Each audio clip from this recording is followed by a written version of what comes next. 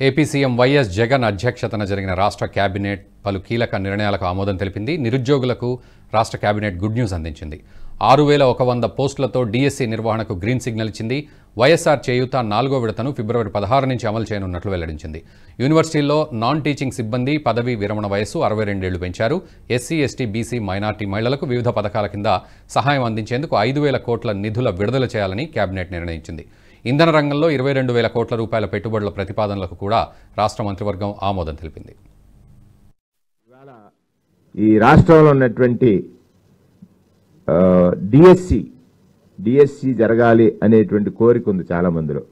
వారందరికీ శుభవార్త ఇవాళ కేబినెట్లో మంత్రిమండలి ఆమోదించింది. మెగా డిఎస్సి నిర్వహించాలని, మెగా డిఎస్సి నిరుద్యోగ యువతకు ఒక శుభవార్త. మెగా డిఎస్సి రాష్ట్రంలో ఉపాధ్యాయ పోస్టులు భర్తీ చేయాలన్నటువంటి కీలక నిర్ణయానికి మంత్రిమండలి ఆమోదం తెలియజేసింది. డిఎస్సి 2024 ద్వారా రాష్ట్ర వ్యాప్తంగా పాఠశాల విద్యాశాఖ, గిరిజన సంక్షేమ శాఖ, సాంఘిక సంక్షేమ శాఖ, బీసీ సంక్షేమ శాఖ పరిధిలో ఉన్నటువంటి పాఠశాలల్లో 6100 పోస్టుల భర్తీకి మంత్రిమండలి ఆమోదం తెలియజేసింది. ఇది ఈ రాష్ట్రంలో ఉన్నటువంటి ఎవరైతే ఉపాధ్యాయ వృత్తిని ఫ్యాషన్గా ఎంచుకుని ఉపాధ్యాయ వృత్తిలో ఎంటర్ అవ్వాలనుకున్నారో వారందరికీ కూడా జరిగిన ఒక గొప్ప శుభవార్తగానే మంత్రిమండలి ఈరోజు ఆమోదం తెలియజేసింది. ప్రభుత్వం ఏర్పడిన తర్వాత 2019 నుండి ఒక విద్యారంగంలోనే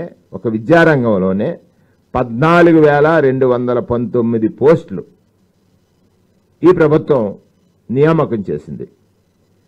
14,219 పోస్టుల్ని ఈ ప్రభుత్వం నియామకం చేసింది. సబ్జెక్ట్ టీచర్లు కాన్సెప్ట్ దృష్ట్యా ఏర్పడినటువంటి ఖాళీలు 7,761 పోస్టులు దీంట్లో భాగంగా భర్తీ చేసింది ప్రభుత్వం ఆనాడి గతంలో జరిగినటువంటి. ఈ వీడియో మీకు నచ్చినట్టయితే లైక్ చేయండి, 10 మందికి షేర్ చేయండి. అలాగే కామెంట్ల రూపంలో మీ అభిప్రాయాలను మాతో పంచుకోండి. Nationalist hub group of channels ను సబ్స్క్రైబ్ చేసుకుని తెలుగునాట జాతీయవాద జర్నలిజాన్ని ప్రోత్సహించండి. ఈ వీడియో కింద ఉన్న బెల్ ఐకాన్ పై క్లిక్ చేయడం మర్చిపోవద్దు.